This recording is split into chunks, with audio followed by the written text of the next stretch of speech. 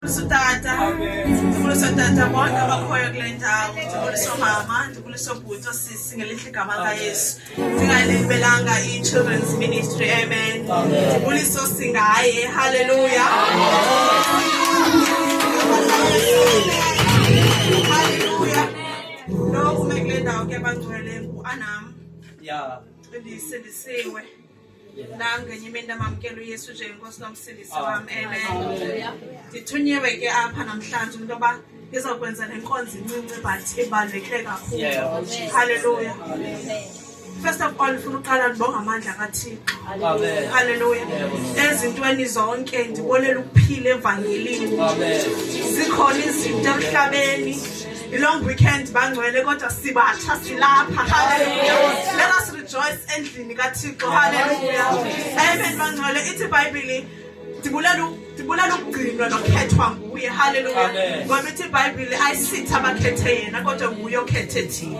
Ndibulela uba yi-part and parcel of the people who were chosen. Hallelujah. Hallelujah bangcwele. Izwi lethu ke namhlanje safumana ku-1 Kings chapter 17. Cela uqala ufundela ku-19 uyotsho ku-16.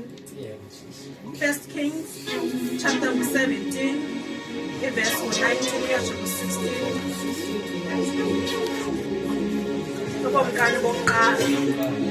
Chapter 17. Chapter ke ku-17.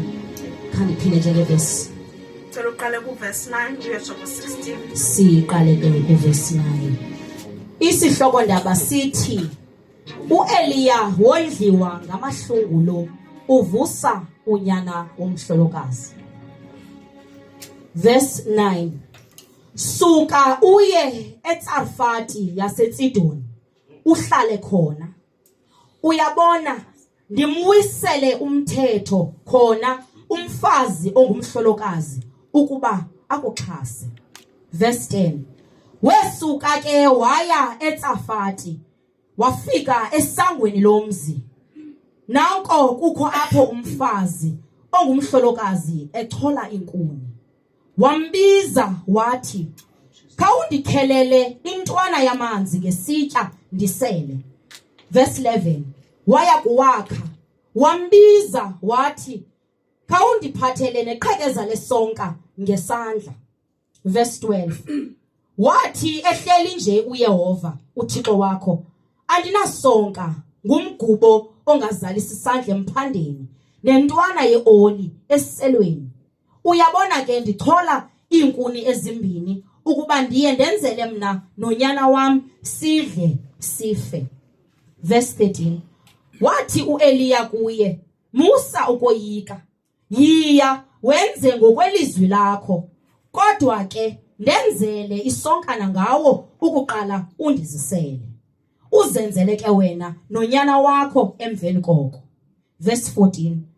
Ngokuba utsho uYehova uThixo wakwaSirayeli ukuthi, "Umphanda womgubo awuyi kuphela, neselwa leoli aliyi kuminyelelwa ide ifike imini aya kuyinisa ngayo imvula uYehova phezu komhlaba." Thixo wethu oyingcwele, nkulunkulu namandla, nali lizwi lakho Thixo wethu oyingcwele elihlaba lahlule nkulunkulu namandla onke. Ze kunganele nje uba silifunde Thixo wethu namandla kodwa lihlale ezinhliziyweni ngoKristu Yesu inkosi yethu ngoku nangonaphakade. Amen. Amen bangcwele.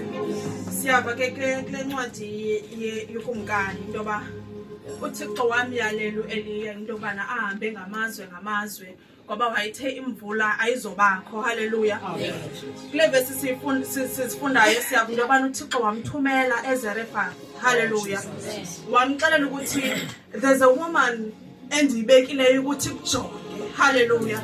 Amen bangcwele. Into endimangazayo kwesi story is the fact that this woman didn't know into yobana funeka nakekele umntu ngoba kuthiwa uthi ndiphelelwe yile flower ndinayo, sisandla seflower ndinayo ne-oil into yobana ndenze ndidle nonyana wam sife. Hallelujah.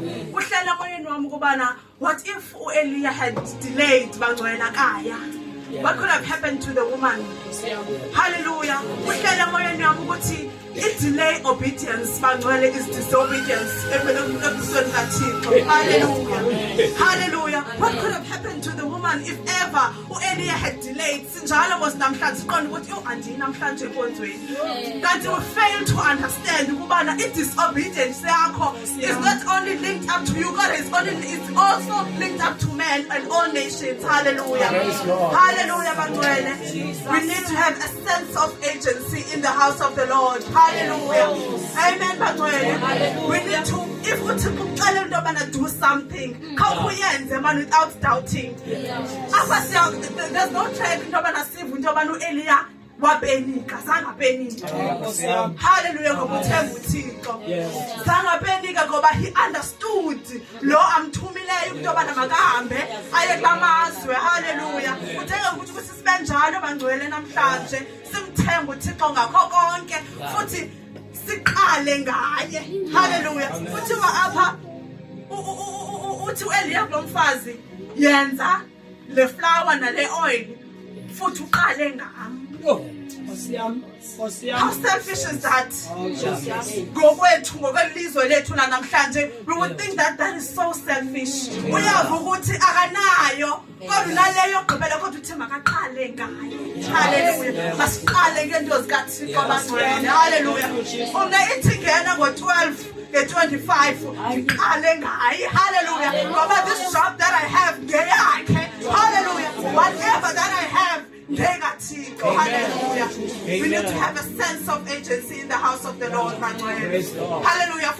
There are people that the Lord has ordained for your provision. Amen. Even though bona bengazi. Hallelujah. Hallelujah. Praise God. To put us a sense of agency in the house of the Lord. Hallelujah. It's in Genesis. Abraham. Ngela xesha uThixo umyalele into yobana makanikele ngonyana wakhe uIsaac. Uthe wavuka early in the morning. Hallelujah. Masiqale ngento zikaThixo. Hallelujah. Masiqale ngento zikaThixo bangcwele. Hallelujah. Phinde nisikelele lo mfazi kuthiwa ungumoni. Kuthiwa she was a sinner. Hallelujah. Kodwa kuthiwa wavuka ukuthi uYesu khona. Hallelujah. She took her expensive perfume alabaster. Amen. Wavasa inyawo zikaYesu. Hallelujah. Kuthiwa walila phezu koYesu, wavasa inyawo zikaYesu ngenyembezi. Wazisula ngenwele zakhe. Ndinga ukuthi sibe njalo bangcwele. Inwele zibalekile ukuthi bafazi. Hallelujah. Kodwa lo mfazi wathatha inwele zakhe wasula. Hallelujah. Hallelujah. Hallelujah, bangcwele. Whatever you have namhlanje, hallelujah, andithatha nabangile yokugqibela kodwa khawusamele uThixo. Hallelujah. Azokwenzela ntona. Hallelujah. Ithi incwadi yePhilippians ke uThixo wami wakwenzelela konke okuswele kwenu ngobutyebi bakhe. Uthixo bangcwele. Hallelujah. Ufuna xa usiza namhlanje uzokunikela, ndicela uxolo tata. So break protocol namhlanje. Okay, good. Benifuna le. Bring your offering. Hallelujah. Uncane konke whatever you have. Ngoba siphethe uThixo nobutyebi. Hallelujah. Yazi ndinamngqina. Kuyo yonke le conference besiyenza imali isebenzisekile bangcwele. Futhi ndasebenzisa neyogqibela. Ngabona ukuthi mathwele andiyazi ukukhwela ngantona nayi ibusfare.